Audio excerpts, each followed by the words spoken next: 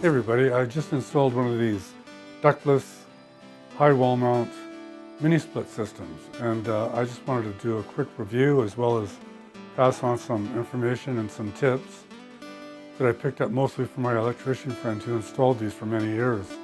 If you're in an area where you can get natural gas, before you do this, check that out.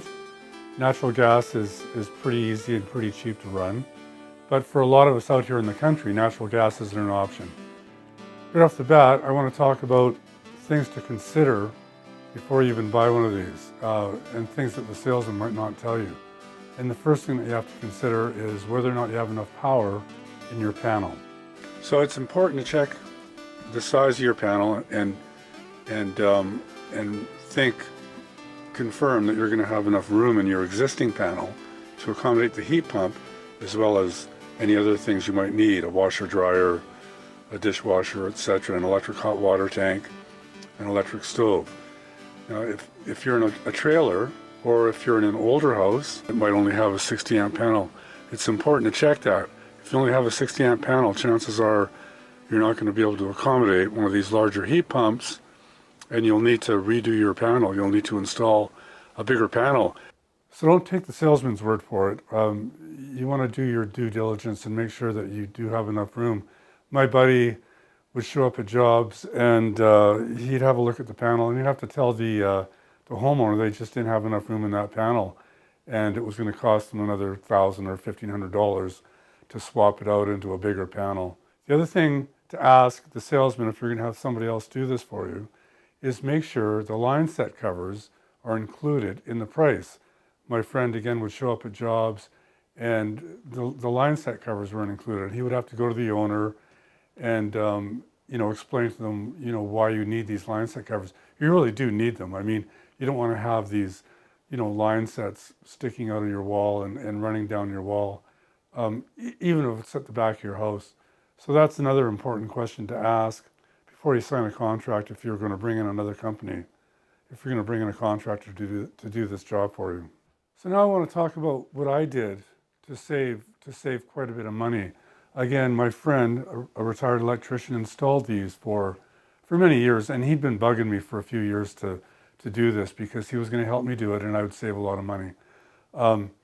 So I went ahead and did it. I actually put a 2-ton, 24,000 BTU here in my main house, and I've got a smaller one, a 9,000 BTU, out in the studio, which we'll look at later. So what I was able to do to save quite a bit of money with my electrician buddy, the bigger unit here requires a 2-pole 20 amp breaker, so he helped me with that. Let's go have a look at the panel, and we'll talk about what he was able to do there to help me out. Now, if you have electric heat already in your house, chances are you will have enough room in your panel. My buddy, an electrician, we scoped it out, and he actually just had to reroute some of the wires in the basement so that I would still have electric heat in the dining room, the back bathroom, and the bedroom on the main floor, and then he could utilize a 2-pole 20 amp breaker that was already in the panel for the heat pump. And it was fairly easy to do here because I'm in a full basement, unfinished, so everything was right there to work on, which helped a lot. So we got the 220 outside into what they call a cutoff box, and from the cutoff box to the compressor, so that it was all ready to go. And the other thing that we did that saved a lot of money and time was we mounted the head units inside. This big one, you want to have help, it's heavy and awkward. So we drilled the hole, and it's a big hole, it's like a 2.5-inch hole. My buddy, again, ex-journeyman, he had all the professional tools, all the proper hole cutters, and we had to go through stucco as well. So it really helped having a journeyman electrician on site to do that. So some of the things to consider, some of the tools that you might need to do the job. Anyway, so we drilled the hole in the wall, and there's a mounting bracket that you have to line up, and we mounted this.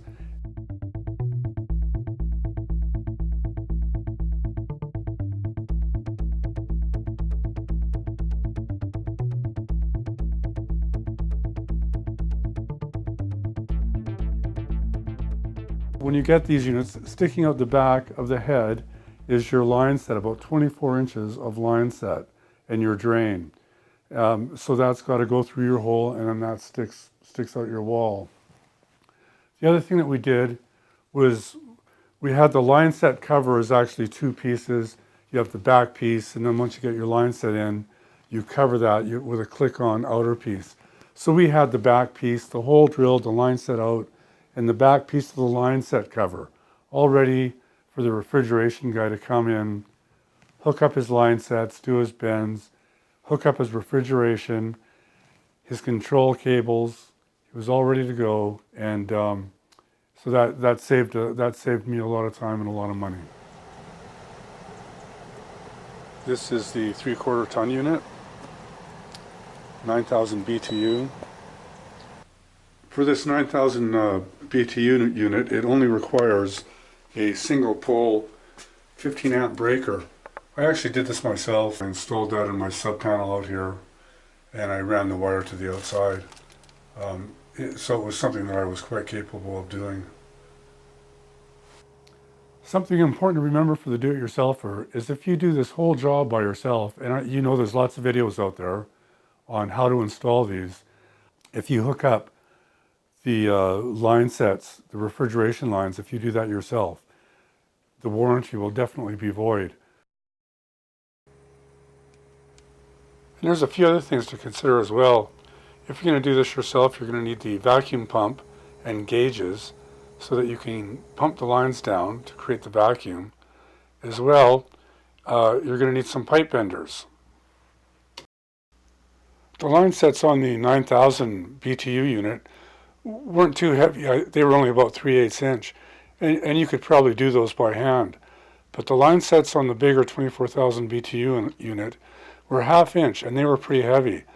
My pro had a heck of a time bending the line where it came out of the wall, and then when he went to work and do some bends on my 16-foot length of line set, he kinked it. So he had to run out and get some new line set. That was on him, of course. I was in charge for that. But it's just something to consider. If you kink that line set where it comes out through the wall out of your inside unit, you're hooped. So at the end of the day, to have a pro come out and hook up two units for me, my 24,000 BTU unit and my 9,000 unit, took him 6 hours, and it cost me under $600.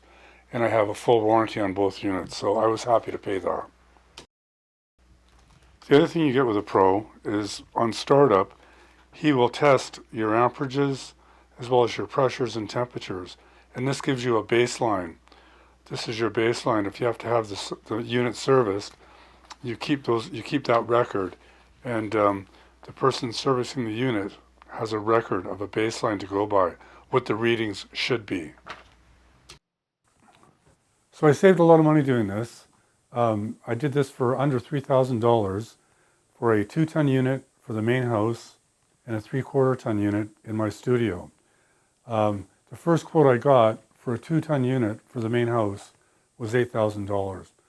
Depending on where you live, if you're thinking you want to check out rebates, because my buddy did the wiring, I don't qualify for any of the rebates, but I saved so much money that that wasn't an issue for me. I wanted to talk about what I bought and why I bought it. In Canada, I could only find one company that sold heat pump mini splits direct, so that you could do the installation yourself, or at least part of the installation yourself. And that's the Sennvilles line of mini split heat pumps that you'll find online. I'm not getting paid by Sennvilles to do this. This is just my own experience. Sennvilles has two lines.